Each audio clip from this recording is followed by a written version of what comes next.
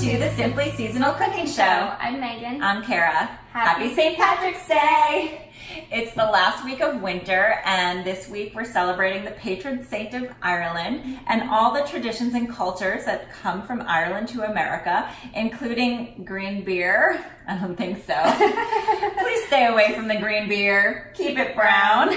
But the one thing we do love about the St. Patrick's Day celebrations is all the green parades and celebrations that it brings. It's a sign that spring is coming. It's also a big celebration of wintertime foods. So if you're digging through your cellar for foods that are still available, you're going to come across some potatoes, even maybe with some sprouts coming out of the top for springtime, and then some carrots, onions, garlic, cruciferous veggies, which all hold up so well and preserve during the winter and the cold months.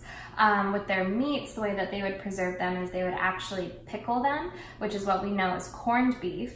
And then during their famine, they went to beer and they fermented their beer and made it so dark that it actually consists a lot of nutritional properties and minerals in the beer as well. Mm-hmm. And speaking of fermented things, the cabbage makes the most wonderful fermented cabbage or sauerkraut, which is so immunity building and boosting along with the onions and the garlic.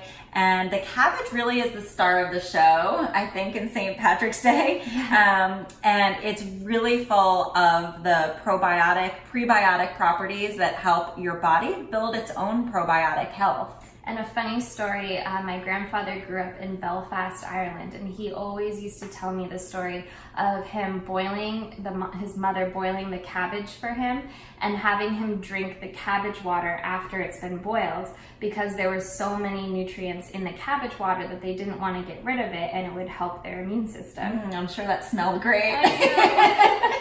But something that actually tastes really good is the shepherd's pie that we made. And it consists of all of the things that we've been talking about all winter long in every episode, like our root vegetables and our pasture-raised meat and the fat inside the butter in the potatoes, which helps you to absorb and digest the nutrients. This is pretty much winter in a casserole. It's delicious. So eat your meat and potatoes now, because next week we are about to sprout into spring. And if you see all of those little weeds and things growing in your garden like dandelion, you might want to consider eating those in the next upcoming season. And if you're looking for a simple side dish to incorporate cabbage into your dinner, slice them into steaks and drizzle them with oil and salt and put them in the 400-degree oven for 20 minutes. They come out crispy on the outside. They're sweet and delicious and crunchy. Have them with a spicy mustard. Oh, it's fabulous. Oh my gosh, well that sounds simple enough. Because it's simply seasonal.